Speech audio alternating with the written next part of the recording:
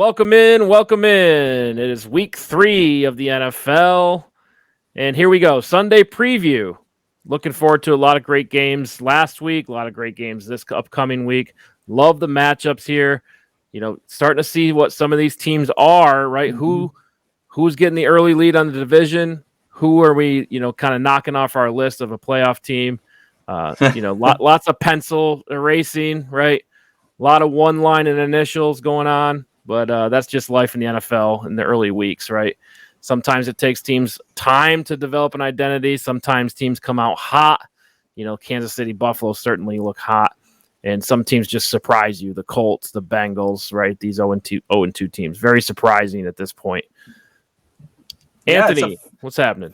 Fun start to the season, week 1 and week 2. Exciting, a lot of comebacks, a lot of crazy plays, a lot of action, and in terms of our picks, they've been up and down because that's how the NFL has gone, right? A lot of these teams that have won that weren't predicted to win, pretty much nobody had them winning. We mentioned on our pick 6 review, made and missed there, that even though I missed, I only am 7-7 now after a 2-5 week of my pick 6, I'm still in the top.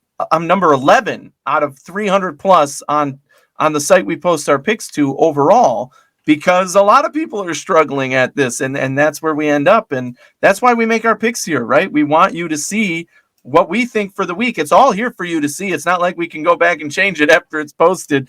And so it's on the books, and we're doing pretty well. At least, I am in the picks on the Tally site, the website we use to post our stuff. And you can always catch my picks on my Twitter as well, at Anthony Romeo NY.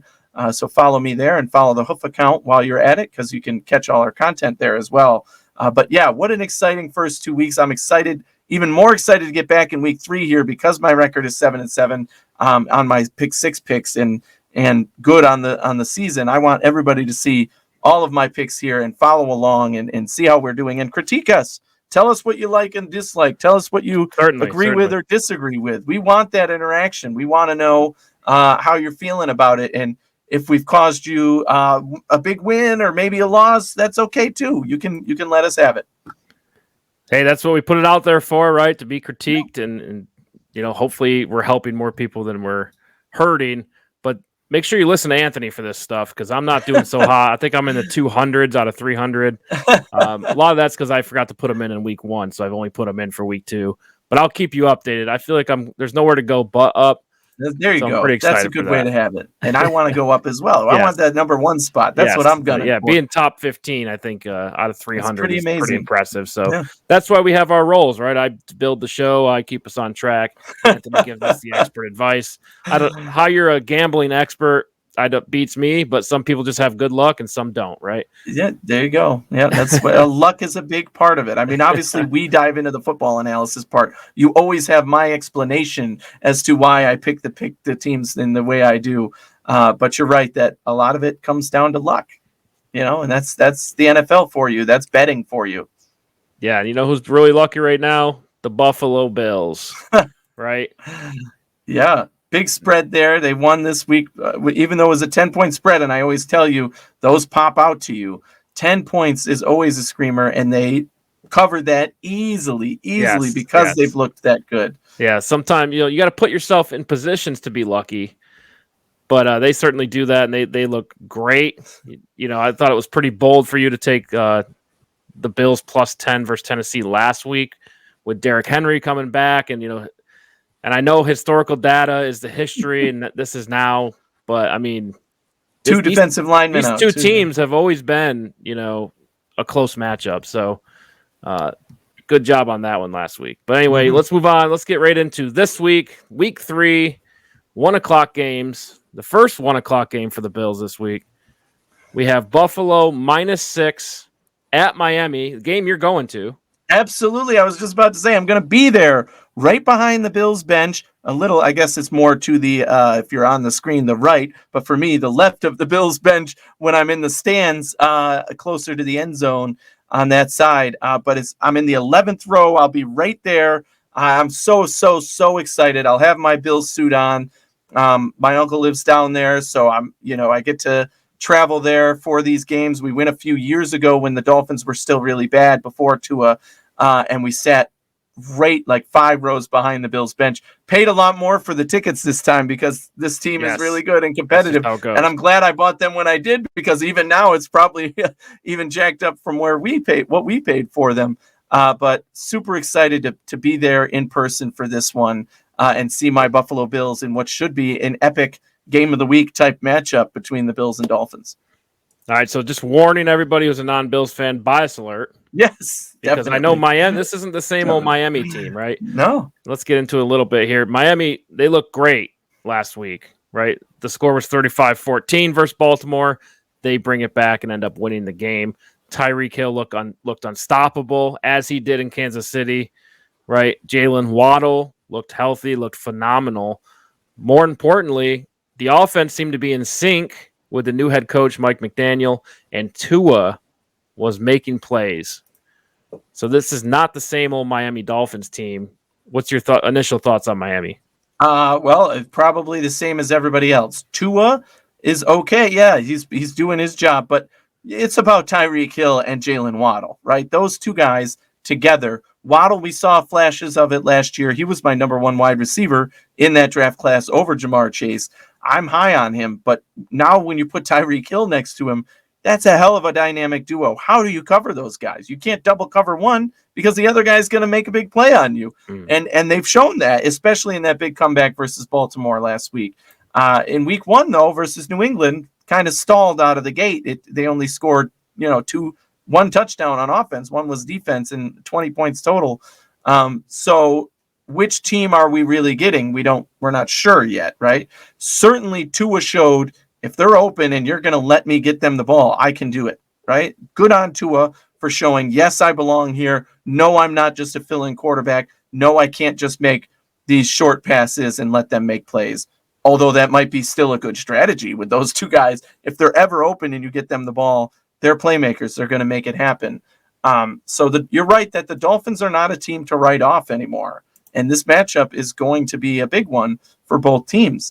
The Dolphins are going to come in wanting to beat the Buffalo Bills because they know they've had a terrible record against them the past few years under Sean McDermott, under Josh Allen as quarterback.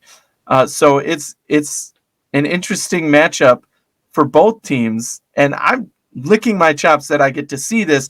The Bills have some injuries that we could get into as well that are important here, because we saw the scary injury to Dane Jackson where his neck got bent back.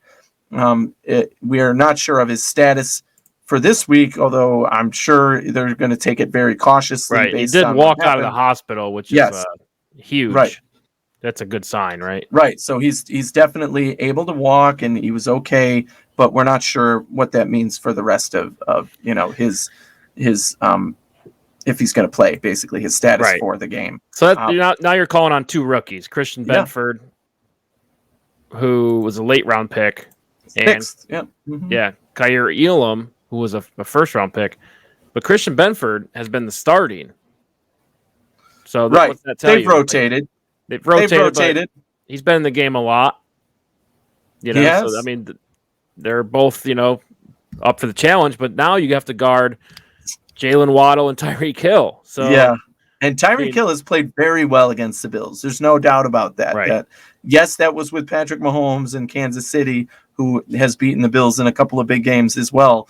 But we're going to see in this one for the first time what Tyreek Hill without Patrick Mahomes and the Kansas City Chiefs can do against the Bills. And maybe that means they focus more on Tyreek Hill. But if you do that, Jalen Waddle's going to be open somewhere, right? So this is a difficult thing to do in covering both of these guys. The one thing I do like about the 2 rookies you mentioned, Kyer Elam and Benford, is that they've been able to stay tight in coverage and not give up big separation, which I think is the key here with these 2 speedy, big-bodied, athletes that can make plays.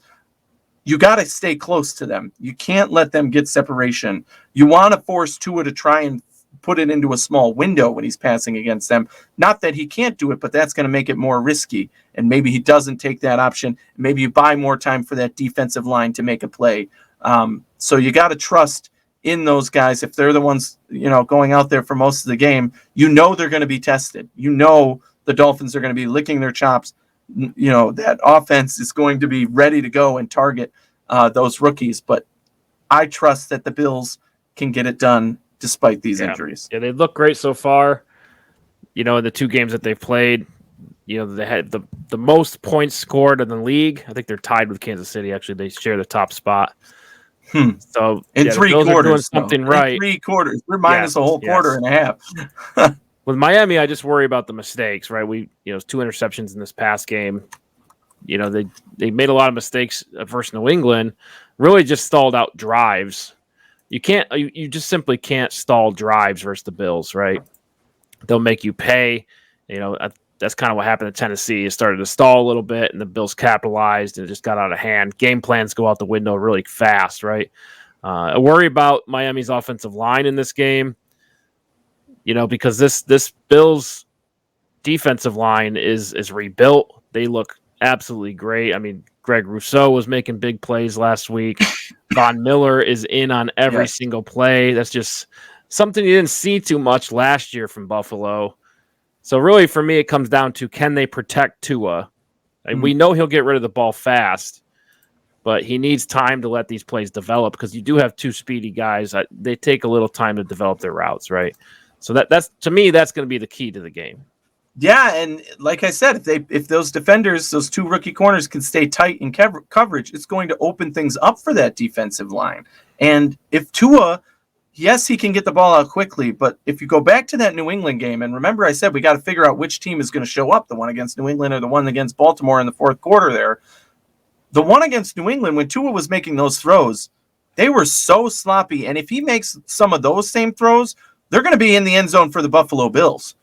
Those Buffalo Bills defenders, they take the ball away, and they scored a defensive touchdown last week. And I think that could end up happening again if Tua tries to get the ball out fast with that defensive line in his face and throws it in a dangerous coverage situation where the defenders are sitting back waiting, licking their chops to jump at the ball when Tua releases and pick 6, right? So, or even just a turnover could be a big, huge difference maker in this game when the Bills have just had the pedal on the gas, foot all on the way gas. down, all the way down, just revving and scoring points after points. They have, 7 or 8 straight games with a touchdown on their first possession? That's crazy. You're already backing the Dolphins into a corner. I think if you win the coin toss in this game and you're Miami, you take the ball because you want the attempt to score and put Buffalo on the ropes or in a corner rather than give them the ball and let them drive down the field and put you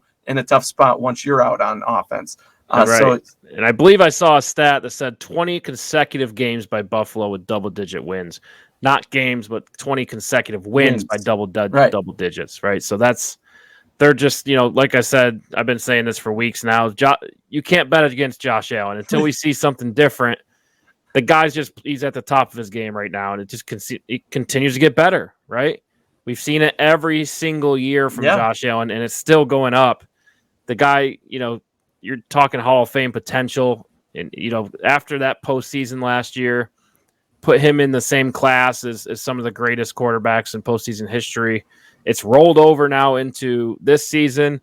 You just can't stop him, right? I mean, the Colts with Peyton Manning had 12.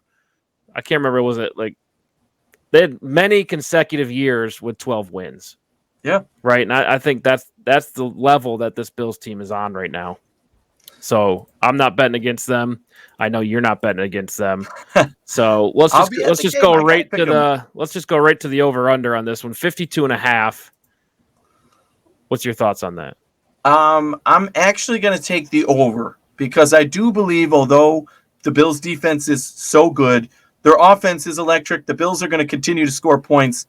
I don't think Miami can stop that. The question is, can they score more than them? No, obviously I don't think so. I'm taking the Bills -6, taking the Bills to win. I think that Miami can score enough points that even if Buffalo puts a 35 spot up, 35-17, there you go, right? That's already the over. So I think somewhere around there could be the final score. Give me Josh Allen to get 4 touchdowns in this game and break that streak or continue that streak, I guess, and tie Peyton Manning for the most ever with 4 touchdowns for his team. That can be rushing or passing, by the way. So I will take Josh Allen to continue to do what he's done against Miami and in Miami, despite the hot weather. It's supposed to be like 90-something degrees at game time, 100% humidity. It's going to be brutal, but that's okay. That's okay. I'm still going to have my Bills suit on, by the way. That's coming with me. But I think that the points I would tend to bet the over, although I'm probably not placing a big bet on that one. I'll take the Bills in -6 heavy, but not the over, because it could end up being 35-0 Buffalo if that week 1 Dolphins team shows up. Right. I think this game really has 2 scenarios in my mind. It's either going to be a shootout type of game, which I think the Bills are more confident right now. Miami's still kind of feeling that out, but that ends up going over 52.5. Or we see something similar to what Tennessee went through, where you're trying to keep up, but then the game plan gets messed up and it's in complete collapse, and the Buffalo's going to score 40 on you that way. So those are the 2 scenarios that I could see this game going. I'm hoping it's the shootout just for more entertainment value. I've been going to Home Depot during the first half of Bills games. I feel like a Patriots fan of the last 20 years. Go to Home Depot, get some stuff done around the house, and I come back, sit down at halftime. We're up by 3 scores. It's just easy, easy life. Yeah. In this area where we're from is just more rugged. I'm more accustomed to the ruggedness, right? So we want to get back to a little bit of adversity for the Bills, right? So maybe Miami could deliver that for them in this game. All right, let's move on to the next one. Bengals, 0-2 Bengals, by the way. -5 at the Joe Flacco-led New York Jets. Over-under set at 45. What's your thoughts on this game?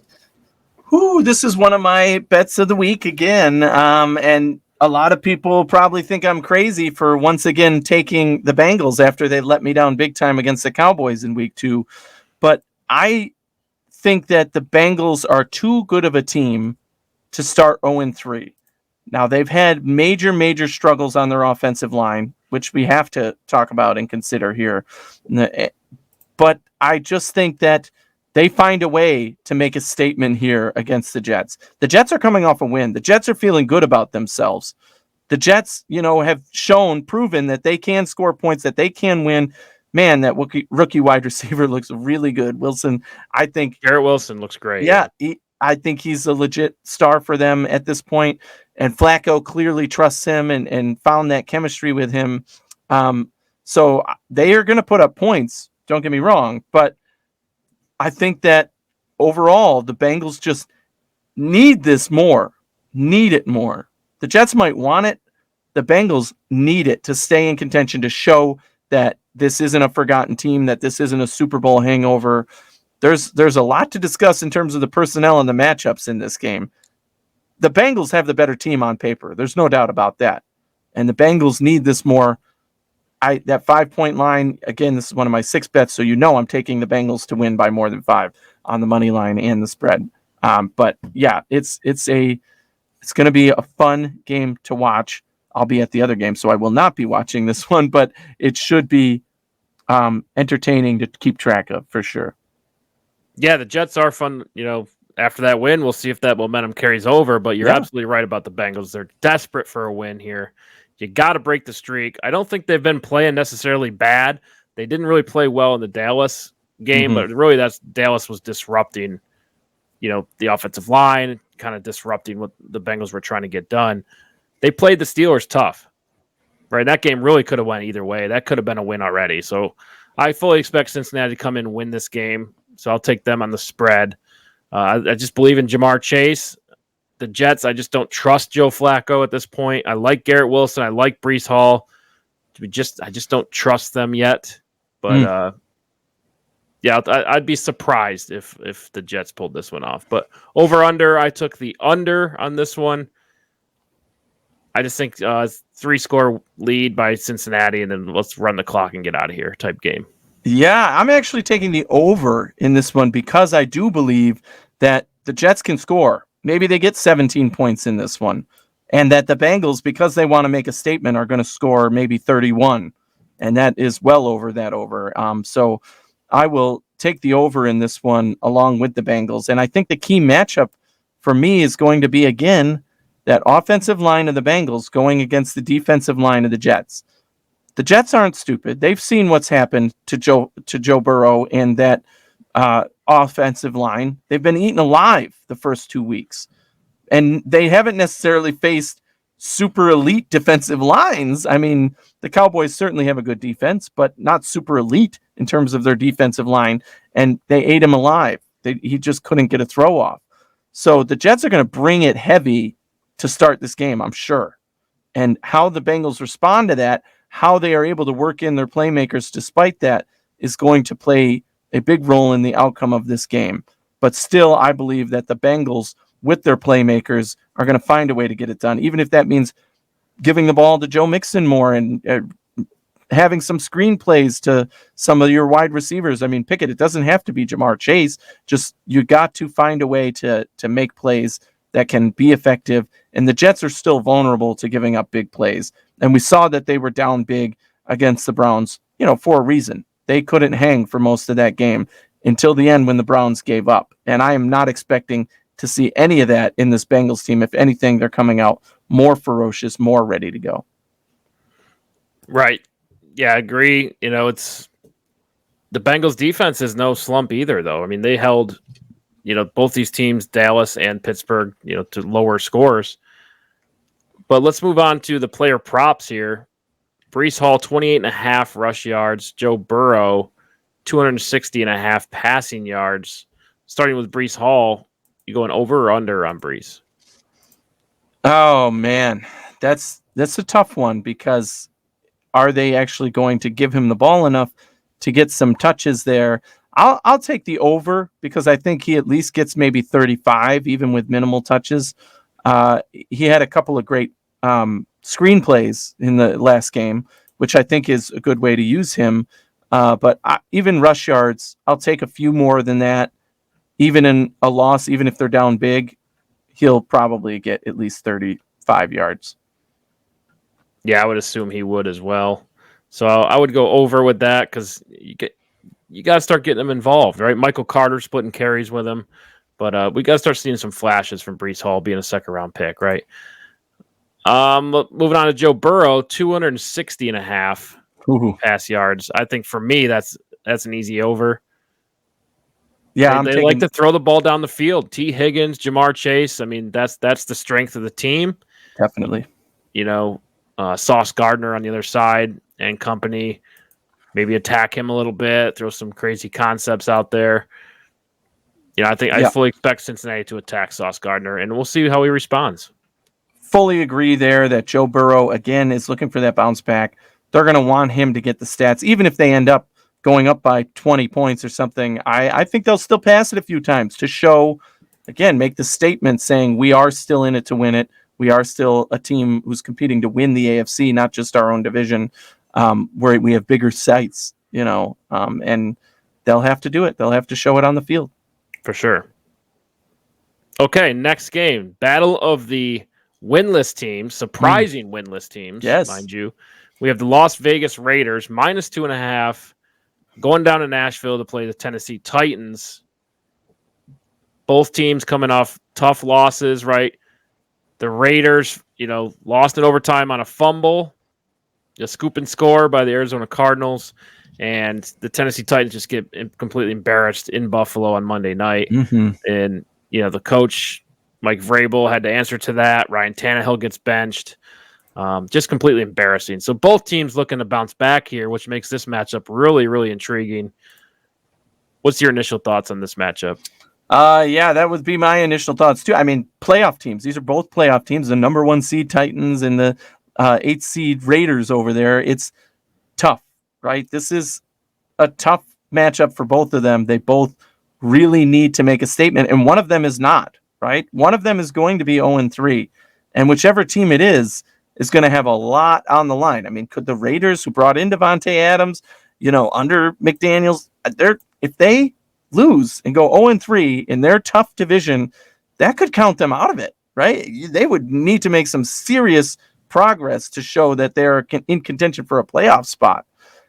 And the same with the Titans. If they go 0-3, are they even still competing to win the division or get second place in their own division? Which one do you think would be more surprising?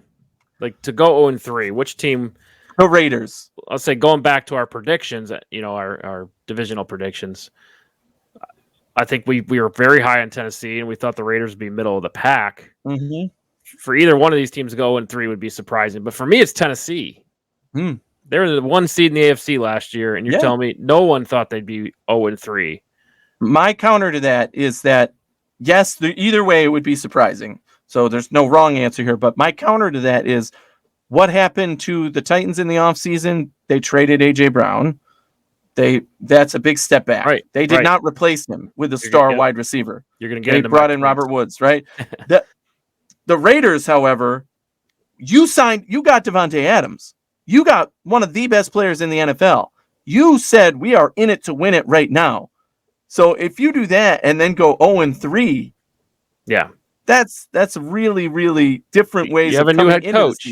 It takes time to, get a head coach up and running, right? New culture, new way of training, new personalities. And I think if you look at the divisions, there's still, if the Titans are 0-3, they still have a at least competitive path to the playoffs. With the Raiders in their division, if they're 0-3, it's going to be a much harder uphill battle for them to get to the playoffs. Yeah, that's also a great point. Yeah. So getting into the picks, because you're already coming into my side of my points. I'm taking the Raiders to win this game. Yeah. Because I think they, like you said, Devontae Adams adds another element. I'm still waiting to see this Josh Jacobs thing work out. I think Josh McDaniels with a running back like Josh Jacobs, there's a lot there, right? Josh McDaniels ran all those running back friendly concepts in New England for years, and we watched a lot of them, right? And they were always very effective. And I feel like Josh Jacobs, he's the type of player that can do all of those roles. He can be your James White and, your Damian Harris, right? He's the same type of guy. You don't need to rotate as much. So still waiting to see that. But also, I think Tennessee is just one-dimensional right now. Their receiving core is a little banged up with Robert Woods and his ACL, right? A.J. Brown now with the Eagles, Treylon Burks still figuring it out. Had a couple nice catches against Buffalo. But really, they were throwing it to the tight ends a lot. Yeah. So I just think they're a one-dimensional team. Defenses can key on Derrick Henry, and it just causes a lot of frustration.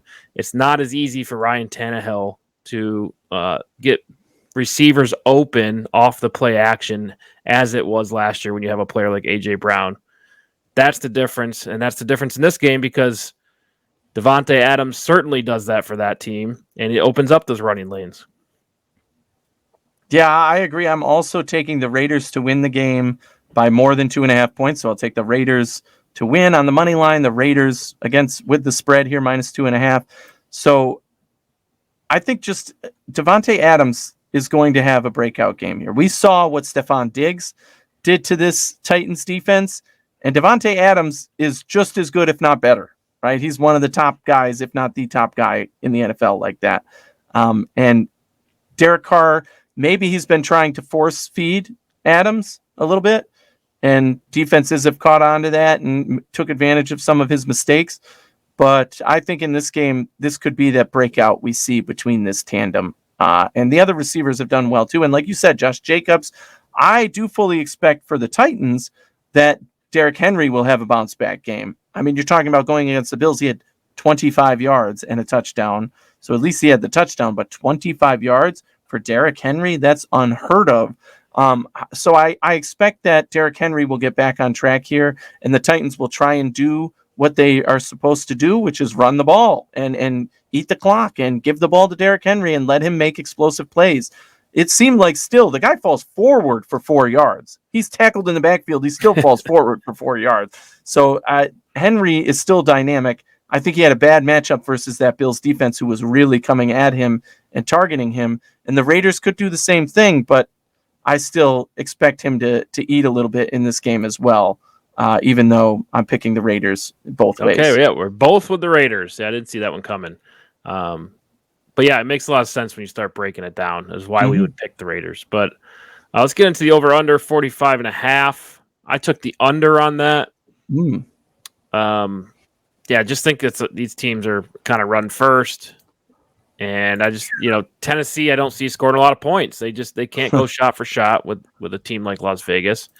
So 2 scenarios again. It's either big lead for Las Vegas and run the clock, or maybe it's a running game on both sides of the ball. It seems like we're disagreeing more on these over-unders. I'm going over on this one because I do think if you look at the points given up by both of these defenses, they're really up there. And both of them are going to want to be bouncing back and showing, again, that they have that prowess on offense.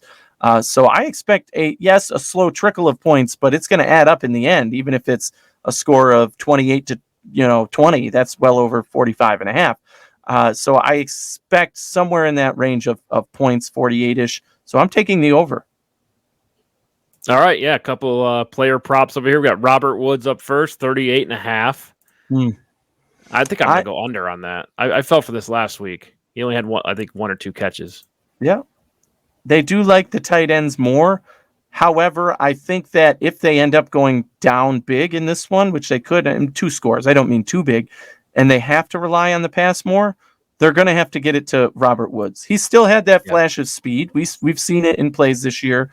And I think that Tannehill might look to him in that situation. And I do expect that when they are doing more passes that Robert Woods will get more involved because, again, they should just be handing the ball off to Derrick Henry for the most part.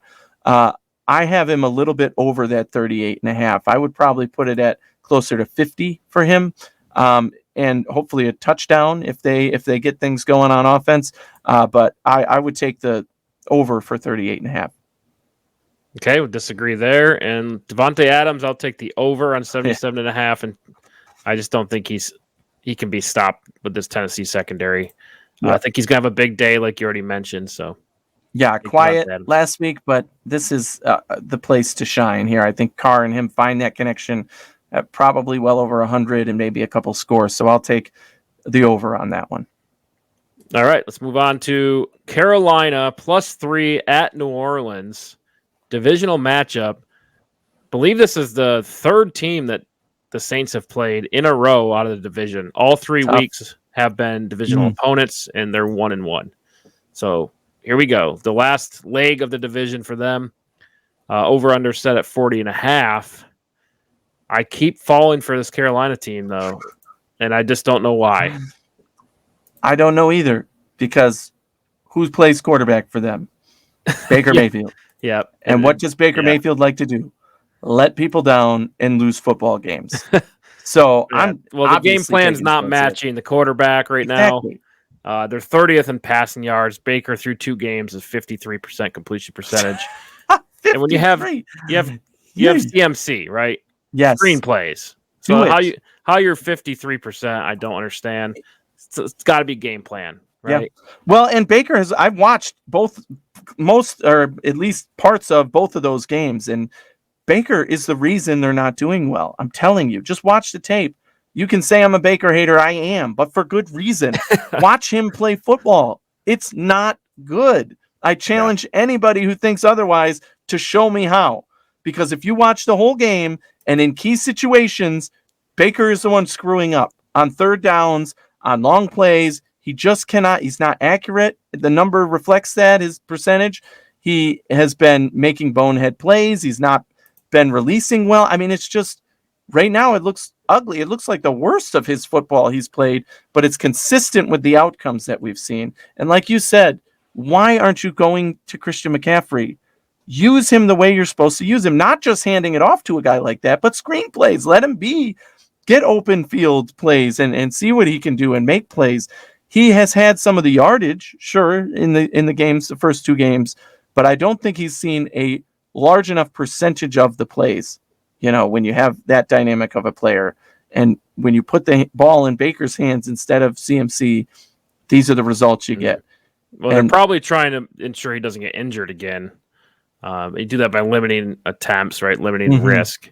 However, you're not going to win games that way. I don't like it. Yeah, I just feel like they got to find something different. They got to find, he's playing, you got to give him the ball. Let's just try some jet sweeps with, DJ Moore or something like that. You know what I mean? You got to get creative. I just haven't seen the creativity from Carolina. I think it comes down to coaching. We've talked about this every single week this far. But switching over to the Saints, they're the fourth most penalized team after 2 weeks. Like I said, third division game in a row. They're 1-1. They kind of got, literally beat up by the Bucs last week. So right. Fights happening. Yeah, that's people getting kicked out. Right. They got quarterback questions now with Jameis Winston. It started out great. Played Tampa Bay, had a bad game. It happens. But if it continues to happen, then we'll talk about it. But they're kind of a run first team, right? Second in rush yards per attempt, but they've had 5 fumbles as a team as well. So yeah, I mean, the Saints team, I think this is going to be a statement game for them. They're going to say we need to win this one and show that we are the team to beat in this division, even though we lost to the Bucs last week, our division rival, right?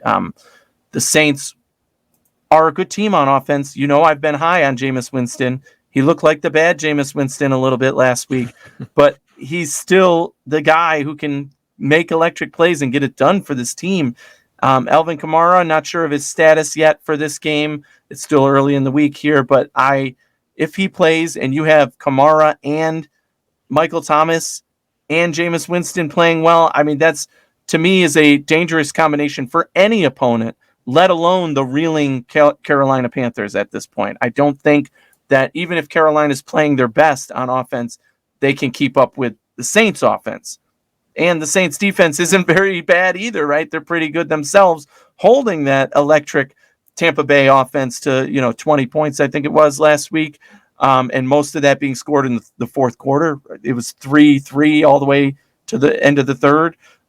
So yeah, expect the Saints defense to play well and their offense to make a statement in this one. Look for Michael Thomas and Kamara to have big days against this Carolina team. And even though they have some playmakers on defense, they haven't been able to step up, Carolina, and show that they can prevent teams from scoring points against them. They've kind of stayed in it, but that's why I'm high on the Saints in this one. I think they win it by more than 3 points. So I'm taking the Saints on the money line and Jameis Winston and the Saints. Okay. Yes. I'm taking Carolina. I have this weird thing this year. I think everyone has it every year. I'm just hooked on them. They should be better than they are. I warned you that wasn't the case. Yes. Now, was that coaching or quarterback or combination? Probably. But this roster's too good, right? Their pass rush should be better. Are than they? It is. Derek Brown, Brian Burns, these are premier players, right? Yeah. Jeremy Chin. This defense was premier last year. They just haven't put together a full game yet. Still waiting for that to happen. This is the last time I'm picking them. You're going to be let down again. I'm 0 for 2 on them now, but I'm going for it one more time, and that's it. But I want to see that full game, and I think it could be this one, right? You think they win? Maybe they get a couple mistakes from Jameis Winston. Saints they played a tough game last week. The Panthers traveled to New York and got embarrassed there, lost a close one. I'm taking Carolina in the upset. I just think that they can put together a full game. They can pull this one off. But with the 40.5, the over-under, I'm going under on this one. Don't think there's a lot of firepower here. But Saints could prove me wrong, but I just expect a couple more turnovers from Jameis Winston after what we saw last week. Yeah, I think I'm actually taking the over on this one. I think this is another one of those 28-17-ish games. And to me, that's the over, so I'll take the over there. All right, I like it. I like the disagreement. One of us will be right, one of us will be wrong, and we can argue next week. Carolina, man, you're stuck on them. You're hitched to that wagon. I know. I don't know what it is. I had their under win total. Even though they Carolina look like every year, it's always a different team I have a crush on, and my gut just tells me they're going to upset. But that's the NFL. There's upsets all the time, right? Yeah, you can get away with it sometimes. You have to have some kind of upset picks, right? Otherwise, you're not going to win anything. That's right. All right, here we go now. Baltimore -3 at the New England Patriots, who pulled off a win last week. Like I said, Baltimore beat up from that loss last week against Miami. It was 35-14. They come back. Well, it's been the topic of the week, and I'm sure Baltimore's sick and tired of hearing about it. So they come into New England, and like we said on the Pick Six show, there's you can let this loss from Miami linger, or you can go into New England, get the win against Bill Belichick, and you're right back to being top dog in the AFC North, right? So this is a lot of pressure on Baltimore, right? Because if it lingers, it's not a good look for them. But I think they match up well against this New England team. That's my initial thoughts. New England, on the other hand, played a good game against Pittsburgh, right? The offense looked better. This is my mediocre face, Eric. I know those listening probably can't see it, but I think with New England, though, that's as high as your face goes. Where was the bar for better? The game against New England, where they look like absolute trash? You couldn't get worse than that. Couldn't get worse than the Miami game. Agree. And yeah, you got to get Mac Jones threw some good passes. The offense made some plays. They scored some points. None of that sounds exciting. I'm not like what. And now you have to play the Ravens and that offense. Your defense needs to ball out, all right? This isn't the Pittsburgh Steelers stumbling over themselves to find themselves with a bad offensive line and Mitch Trubisky and whatever else you can criticize. This is the Baltimore freaking Ravens. This is Lamar Jackson having a hell of a start to the season. I think this is one of the most insulting lines of the week.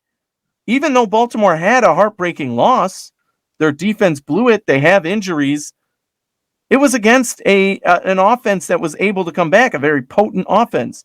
I don't think anybody's describing the New England offense as a very potent, comparable offense to the Miami Dolphins, right? And I don't think anybody's comparing the one win that they got versus, a team like Baltimore. Pittsburgh can't compare to Baltimore offensively, not even close. So I just think that I don't understand where this love for the Patriots comes. I mean, yes, Baltimore's the favorite. They're -3. This game is their playoff team. Their playoff team last year. They were a playoff team that backed in so badly. Yes, and Mac Jones is a Pro Bowl quarterback. You know who's not a Pro Bowl quarterback? Josh Allen last year. Oh yeah, that's but Mac Jones is. Yeah. So, I can't defend that, but New England, playing in New England's tough no matter who you are, unless you're Josh Allen. But it's just the coaching, right? The system, right? I got it. It's all jacked up this year, but we're still trying to feel it out. Like, is Bill Belichick literally a genius and he can overcome, his offensive coordinators being defensive minds? It's still playing out, right? We only have 2 data points. It's, inconclusive at this point. But this will be a real challenge for New England.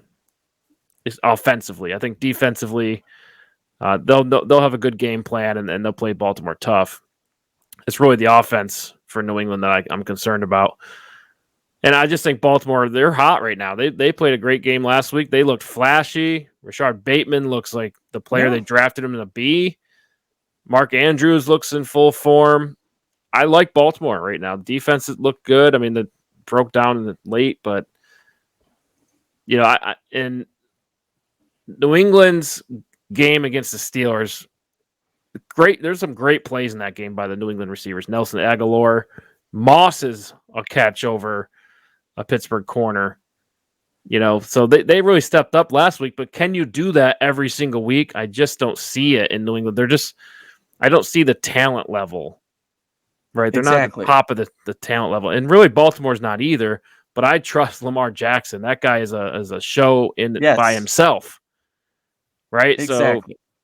So you can have a good game plan. He'll still make you look silly, right? And he played lights out last week, 4 touchdowns, over 400 all scrimmage yards. I'm not betting against that. So I'll take Baltimore in New England in a bounce-back game. Yeah, I'm taking Baltimore, obviously, to beat them and against the spread here, -3. And I'm actually taking the over in this game because I think that Baltimore can score enough points to put it over, right? They're going to, if they put up a 30 spot and New England only has to put up 14 to make it over that 43.5. And I think that's about where it's going to be. So just barely the over, but I'll take the over. Yeah, I went with the under. I just think the way both these teams are coached, they want to get you in a low-scoring game and win that way. That's certainly what Bill Belichick did last week with Mike Tomlin. I expect that here as well. So going under there. Okay, we're on to the next one. Lions at the Vikings. Again, we saw the Lions come alive last week. Yeah, they got to win. Right, and then we saw the Vikings played a tough matchup in Philadelphia, and they got beat pretty bad, right? But this is another good matchup for the division here. The Lions aren't the same old Lions. Can we say that yet or no? I don't think we can quite say that yet. They're not the same old Lions, but they're still building and figuring out where they're at. They're definitely not the trash, always bad, last in the league Lions. They are a team that's building in the right direction. They just don't have all the pieces quite yet. And this is a matchup where I think that could really show. The Vikings just had a horrible matchup, a horrible game versus Jalen Hurts Philly, lights out, who looks like one of the best teams in the NFC right now. So that's not something to be ashamed of necessarily. The Lions are building the momentum off of a win. Granted, it wasn't a very dominant win or, statement win or anything like that. However, I think this line is right where it belongs. That Minnesota still should be the favorite. They're playing at home and they're the better team in my mind. They're better. They have the better experience. They got a lot better pieces, right? Justin Jefferson, Dalvin Cook are great players, right? I do think that they are more prepared, more ready for this one. Yeah, and I like the Vikings. They had a down week, but I don't think that's the identity or the definition of this team. I think they're better than what they played last week. And the Lions are just going to have their hands full with Adam Thielen, with Justin Jefferson and Dalvin Cook. Kirk Cousins, you say what you want, limited passer, whatever, he doesn't make a lot of mistakes. Whereas we've seen Jared Goff go through hot and cold streaks, like big time hot and cold streaks. So until that gets more stable, and maybe it will be more stable in this game, I'm going to go with the Vikings in this one because of that. And the over-under, I'm taking the under again. I think, again, running teams, right? So that's my thoughts on this one. Well, the Lions have put up a lot of points in their first two games, believe it or not. That's true. So, they've put up points. I am picking Minnesota -6. I think they win the game pretty well. They have to come back and kind of show that they're competitive in the NFC. I picked them to win it all in the NFC, to lose the Super Bowl to the Buffalo Bills. So I have to pick Minnesota here. By that means, however, I think this is a favorable bounce back matchup for them coming off of that difficult loss. And I fully expect them to bring it on offense and defense. I'll take the under here as well, but not by too much. If it was like 48, I'd probably be more tempted to go a little closer, or 47 maybe, and take the over to go to 48.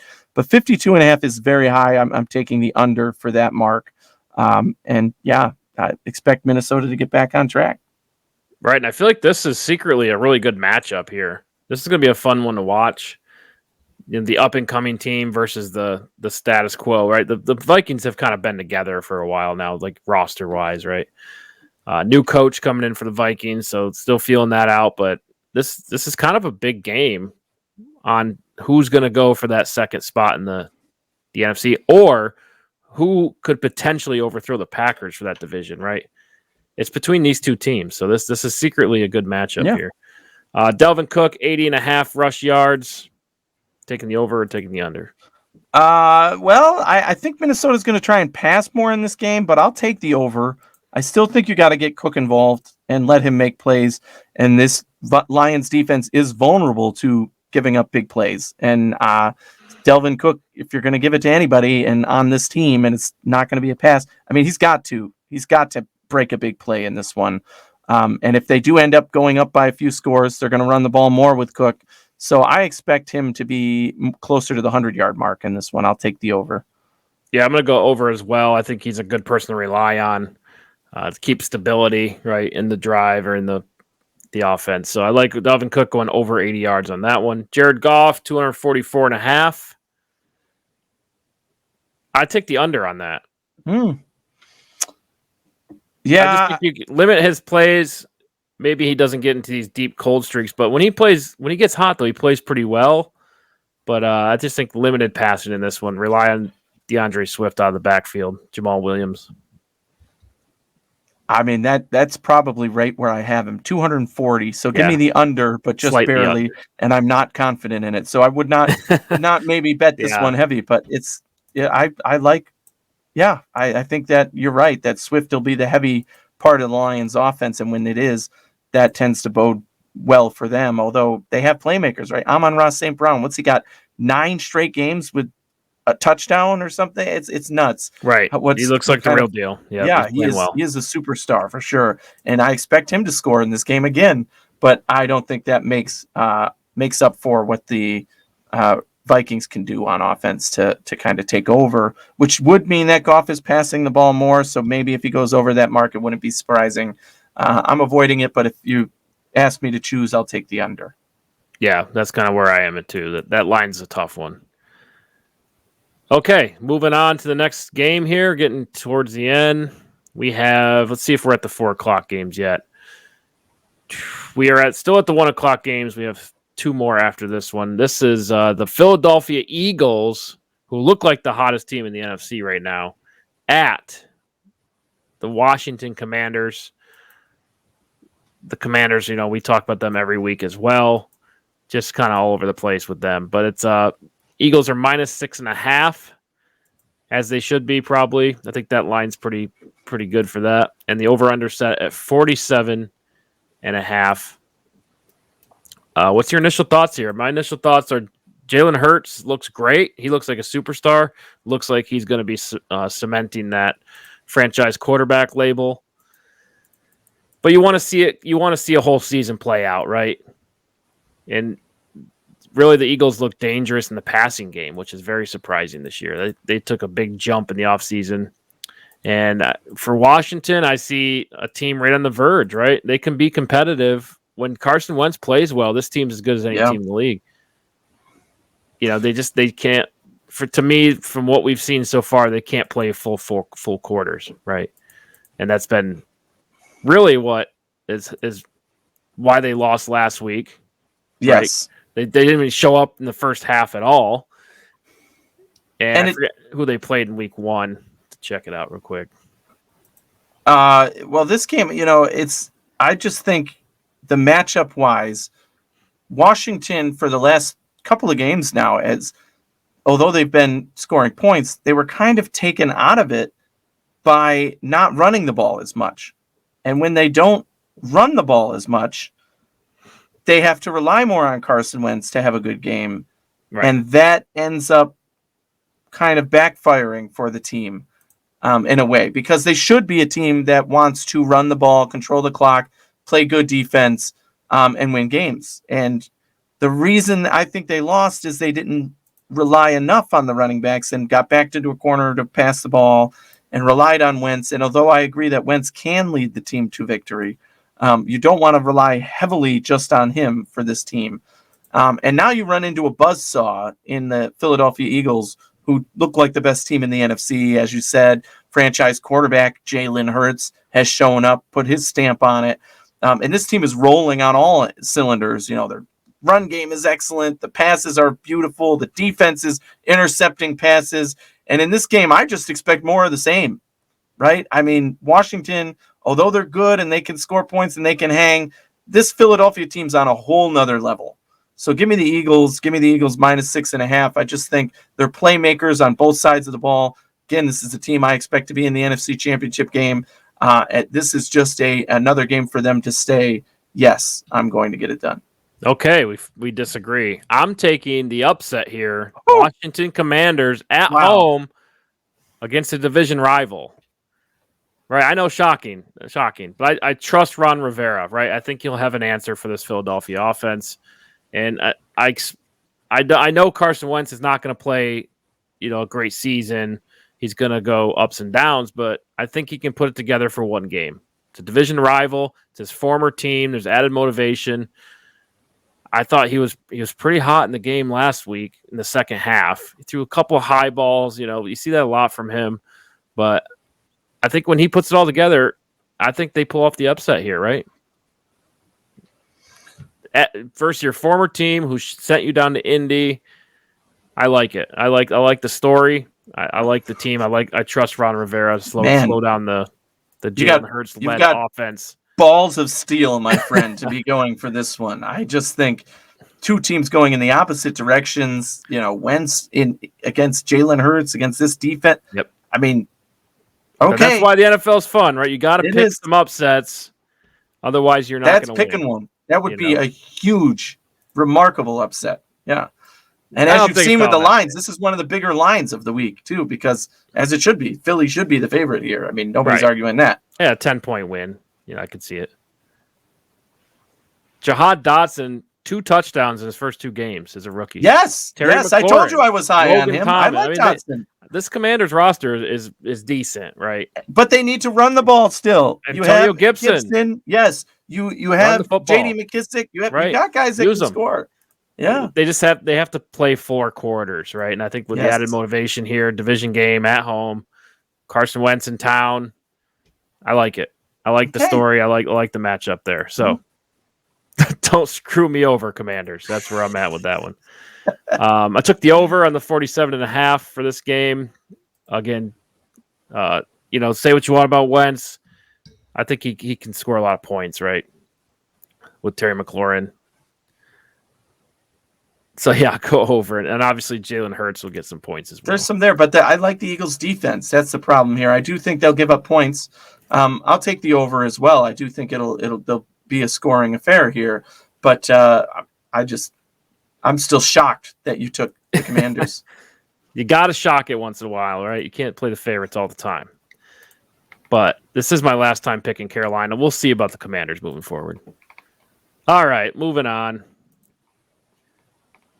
All right, we are on to the Chiefs at the Indianapolis Colts. And this is your best bet of the week. That's right. So everybody knows where I stand on this one. This is my big bet of the week. I think that these are teams one team spiraling downward in the Colts, and the Chiefs showing that they are the team everybody knows them to be, even though they lost Tyreek Hill. They can still score points with the best of them and lead the league in a lot of categories. So for me, I just think this is a game where the Chiefs should win, and they should win in dominant fashion. I think, they'll continue to show their dominance over a lesser opponent in general, but an opponent who's spiraling downward and hasn't found their identity on offense, just lost to a rival, on the road. It's tough to see how the Colts could stay in this one unless somehow they find a resurgence. Even if Michael Pittman is playing in this game, I would take Kansas City minus 6.5.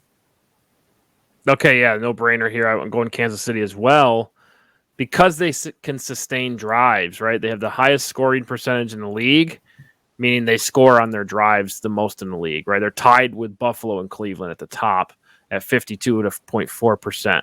I like that stat a lot, right? Because you can control the game if you can sustain drives. They have 7 passing touchdowns, only 1 rush. Pat Mahomes has looked great so far. And really, the Colts are the complete opposite story here, They're last in points right now, being shut out last week by Jacksonville. Right, they're top 10 in number of plays ran, but they're just not finishing drives. And that to me, that's telling they got bigger problems than just Matt Ryan had an off day or it was a bad game plan. Right. The problems are deeper when you get into the stats like that they cannot sustain a drive. Right, I expect them to work on it, but unfortunately for them, they run into not a good week. Yeah. Right. But, there's some weird upset vibes here because this Colts team, they are, a lot of people are high on them as they should be. Jonathan Taylor, if he plays a good game, they can upset any team in the league. Again, I don't like clearly Matt Ryan and that receiving core. There's something weird going on there. I'm not avoiding that at all costs. So Kansas City and taking the over. Yeah, I'm actually taking the under just because I'm not confident in Indy's ability to score. They scored 0 points last week, 0 against Jacksonville. As bad as Kansas City's defense can be, they tend to hang around with teams and take advantage when they're not clicking on all cylinders. I think that's where we see this game again. So although I think Kansas City can score at will, I'm at the under 50.5 for this game. All right. Straightforward. I don't think anybody's going to argue with that one. Let's move on to the next one. We have the Houston Texans taking on the Chicago Bears. Yeah, people know where I stand on the Texans. I'm high on the Texans, and everything I've told you about them has come to fruition these first 2 games. I did not pick them to win more than 5 or 6 games this year. I picked the under, but I said they are damn good enough to be competitive in games, to stay with teams, to show who they are. And look where they are now. They're an underdog still against a Bears team that made a lot of mistakes last week, but still should have scored some points. And I'm still kind of bitter about that goal line touchdown that lost me the spread bet. But I'm taking the Texans to win this game, and therefore the Texans with the points. Davis Mills, they've got the weapons on offense. The Dameon Pierce, the running back, looks really good. They've got wide receivers that can catch the ball. I mean, when you have Cooks and you've got Nico Collins, playmakers, they've got Brevin Jordan, a player I love. They can maintain an offensive drive. They can score points. Their defense is led by their head coach, Lovie Smith, who's a defensive coach. I'm telling you that I think this is, and don't forget where Lovie Smith coached for a while here. So there's your return storyline there. I'm taking the underdog. I'm taking Houston to win this game and with the points, obviously. And I'll actually take the over in the points just slightly. I could see this again being another one of those, 28-20 games or something, and the Texans pulling off the win.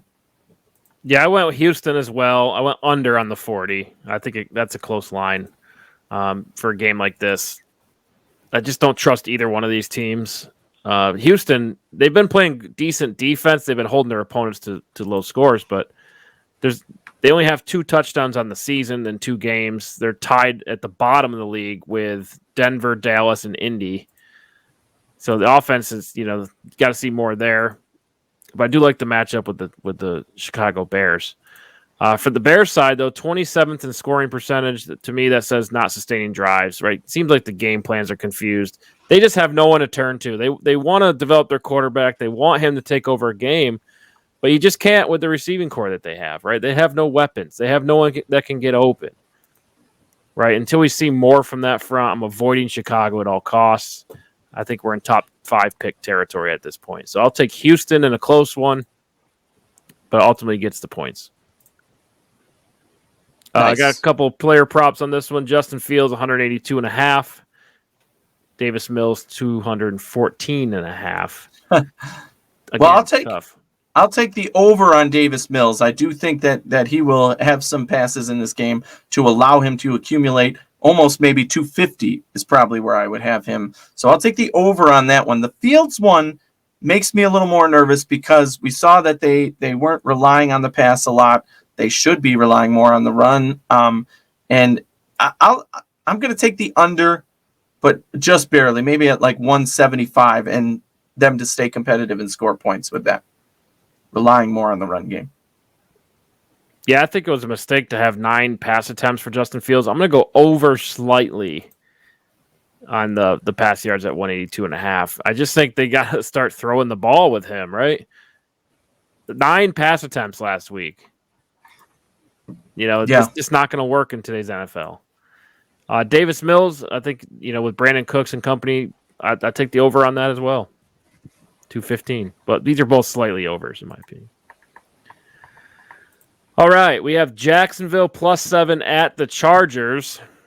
This is our first 4:00 game. Yeah, and obviously there's injury concerns here for the Chargers. And will Herbert be well enough to expect him to play? But what is it going to look like? We don't know yet, right? So there's questions at this game. So I would say stay in tuned before you make your picks or bets for this game. But assuming Herbert plays at a level that is consistent with what we know he was throwing today was the big report. Right. So he's doing well.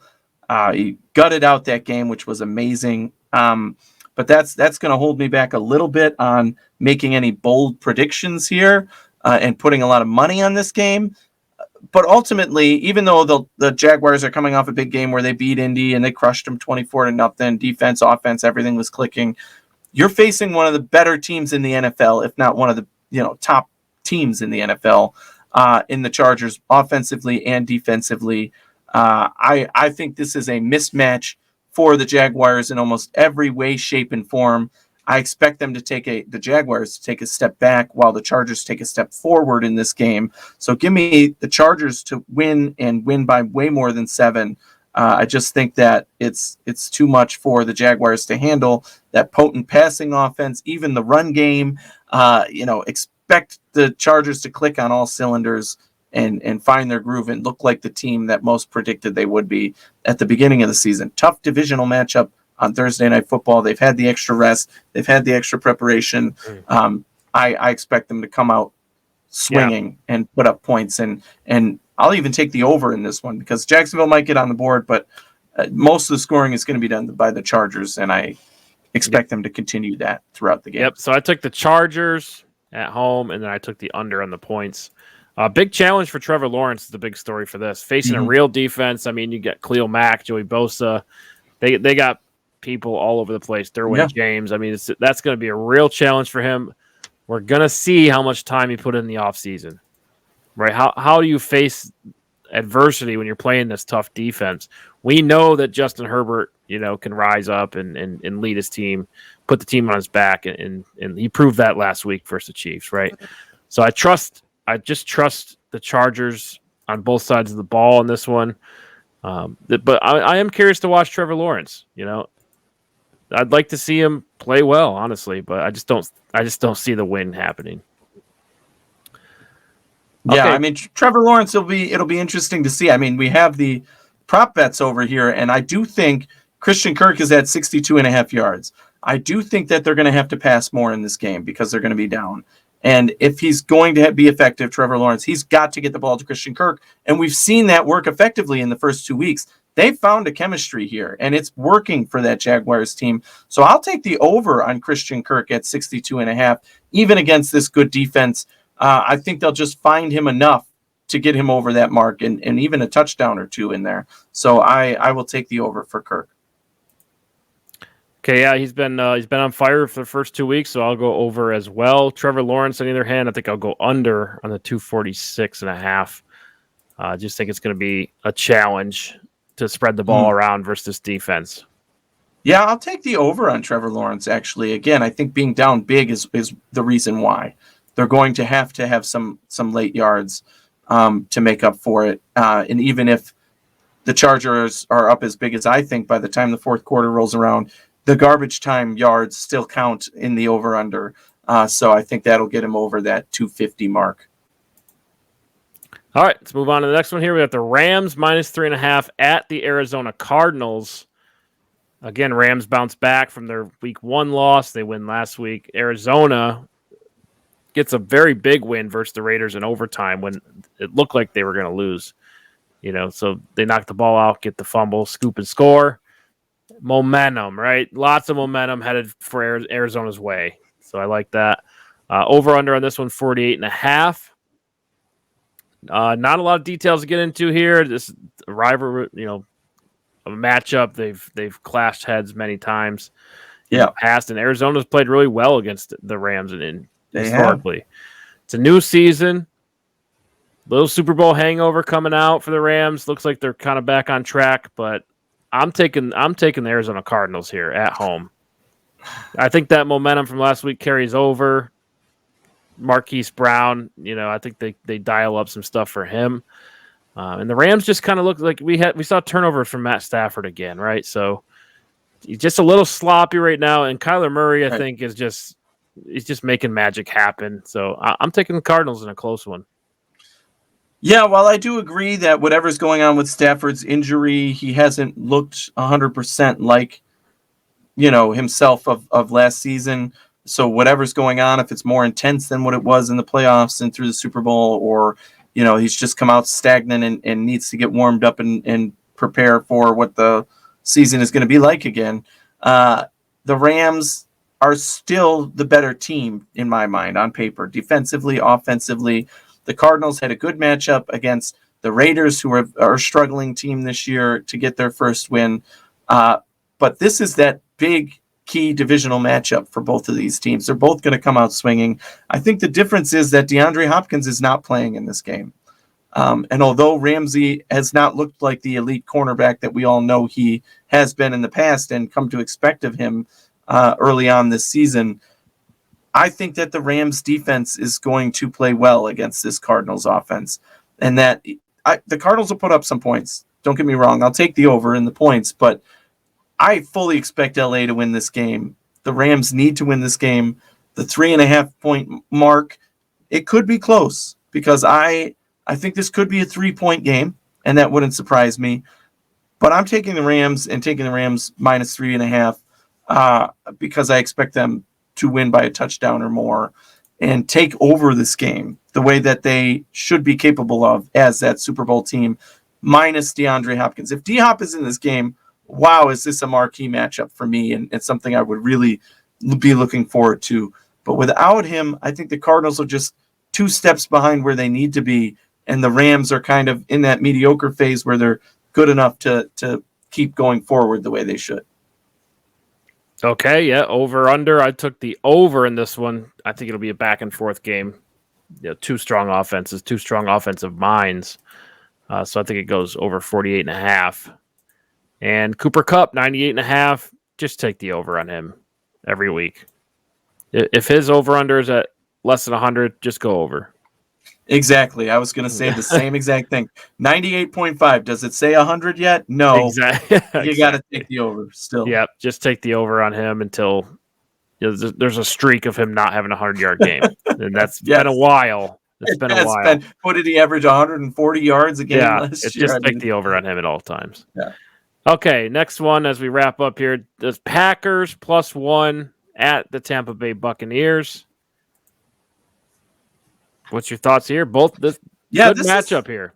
Again, here's a matchup for the NFC. When we think of the NFC teams over the last couple of years that have been there in the playoffs, expected to come in and be dominant in the NFC, these are 2 premier teams. The Bucs are the favorite right now. We know they're playing shorthanded, right? They were already down 1 receiver. Now Mike Evans gets suspended for a game, and that's huge. However, they still have Tom Brady at quarterback.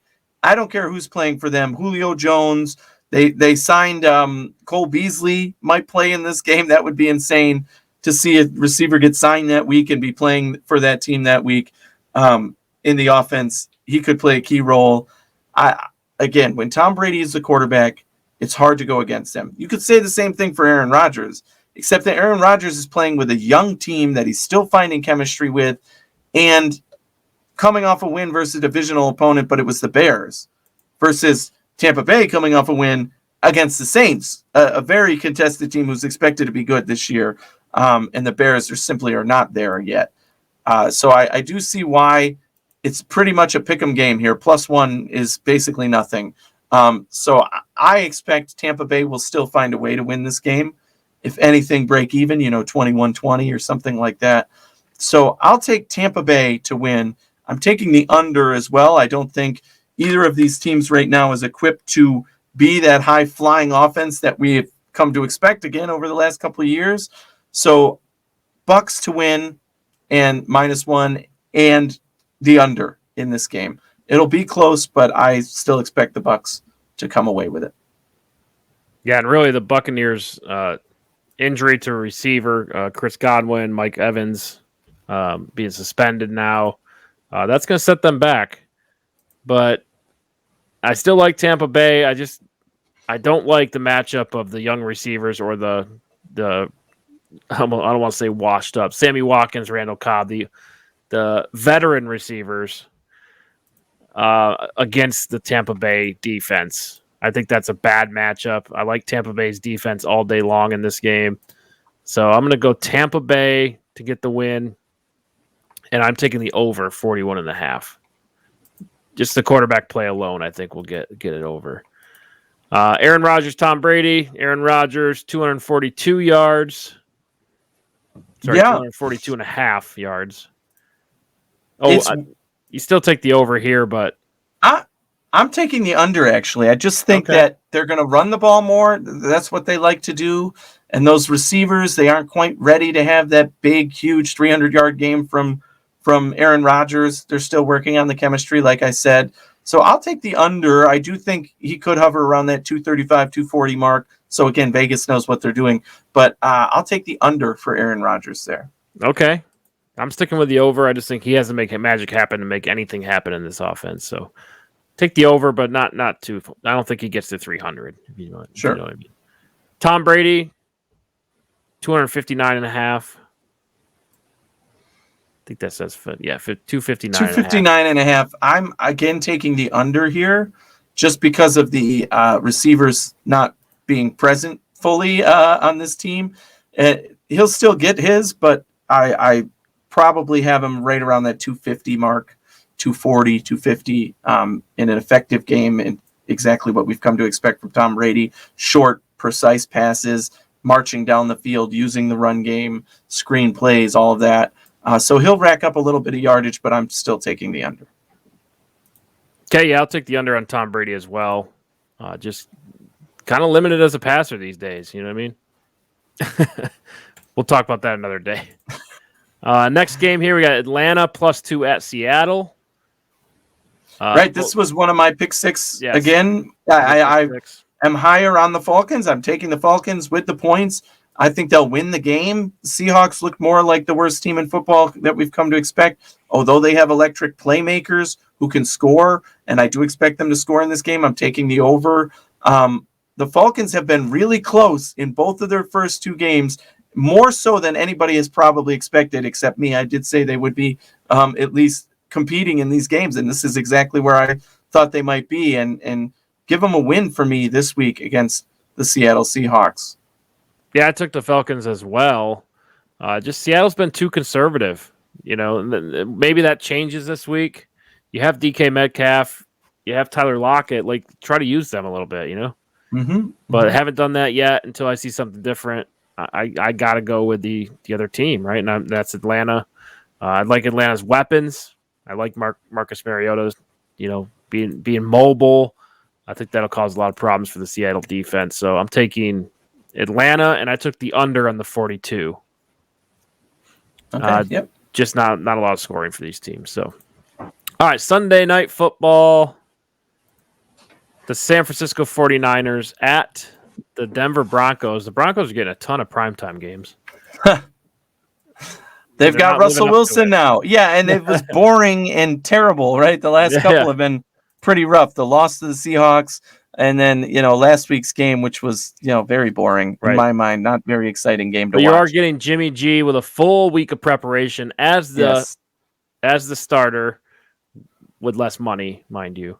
I still think that's kind of funny. Took a pay cut to stay with the team, and now you're the starter again. So who wins? The rich get richer. Anyway, yeah, good matchup here. Denver's trying to figure it out, you know, and I've said this topic about 3 times in 3 weeks, but it still remains true. Yeah. They can't figure out who they are, right? Nathaniel Hackett's getting criticized already. Russell Wilson's already getting criticized. It's just like, it just seems like a giant shit show in Denver right now. And sometimes it takes a while to get going, you know, so I'm not writing them off as a bad team. Like, they're not going to have a top pick or anything like that in the draft, but they're just not gelling right now. Yeah, this one at -1.5, San Francisco is the favorite, but not by much. It's pretty much a pick 'em, and I still think that this line is too low. I think that San Francisco wins this game. The Broncos, as you said, are still finding their identity. They weren't quite able to make electric plays on offense or defense, whereas San Francisco, once Jimmy G got back in the game, made a statement last week and came out and looked more like the train moving that we expected them to be. They're going to run the ball. They're going to pound the rock. They're going to pass effectively. They're going to use those weapons. And I think the Broncos, that's kind of why they looked susceptible to the Seahawks in week 1. And this San Francisco 49ers team is much better than the Seahawks, as they proved last week. So I just think they're going to come out rolling again. And I'll take San Francisco to win. by more than 1.5, and certainly probably by more than a touchdown. The Broncos reeling, they're going to have a lot of questions there with what happened with Russell Wilson. Is he the guy?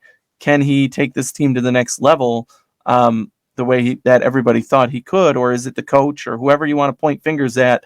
It's not going to be good for the Broncos. And their only saving grace might be the fact that the Raiders are still 0 for it right now, and that division is really tough. So you expect things to bounce back and forth. So I'll take San Francisco. Yeah. And I think that this game won't be high scoring. I'll take the under 44.5 because they're both, hopefully going to rely on the run. I think that's part of the Broncos' problem. They have moved away from the run game a little bit with Russell Wilson, the whole let Russ cook idea, but still you're a run first team. That's what you need to do. So yeah, that's why I'm picking San Francisco. Yeah, I like San Francisco with Jimmy Garoppolo. We're in agreement on the over-under as well. I took the under. So I'm going San Francisco and the under. But San Francisco knows Russell Wilson, right? He's played them dozens of times, right? So they know his strengths. They know his weaknesses. In Russell being in a new team, he's still trying to figure that out for himself, right? And what he's good at in this system and what he's not good at in this system. And Nathaniel Hackett's trying to figure out what I'm good at, and it seems to be offensive coordinator only at this point. So hopefully they bounce back and end up, playing well, because Russell Wilson is too good to be on a bad team at this point, in my opinion. But I like San Francisco. Yeah, they're just too good for this team, I think, right now. Trending in the right direction versus trending in the wrong. Last game, Monday Night Football, the Dallas Cowboys with Cooper Rush head to New York to take on the undefeated New York Giants. And yeah, the line on this one +1 for Dallas. So yeah, this could go either way. Very good matchup for Monday Night Football. I picked the Giants. I just think that momentum carries over. They know that the challenge is coming, right? Dallas played a great game last week, though. Has me a little concerned. So you could go either way on this one. It's really just a pick 'em. I like the Giants at home. I feel like the roster will rise up and get this win, right? It's a divisional game. And can we have a 3-0 Giants team? I don't think so, because I'm taking Dallas. Even though this game is in New York, I just think that Dallas proved to the league this week in week 2 that they are here to stay despite the loss of Dak. They have a dynamic run game. We knew that, right? They have a good defense. We knew that. They both showed up. And I think their strengths match the Giants' weaknesses, right? So their ability to pass rush and coverage and take away the ball, I think the Giants will have some turnovers in this game, and that'll favor Dallas. Their ability to run the clock out by running the ball and taking control of the game will limit what the Giants can do on offense with Danny Dimes and with Saquon Barkley. This is going to be a competitive game. It's going to be a fun game. Probably not the matchup people thought they were getting in week 3 on Monday Night Football between these two teams. Right. But it's so exciting to see that the Giants could be 3-0 after this one. And it wouldn't surprise me if the Giants are able to win. Just that I'm picking the Cowboys here. I think they will win.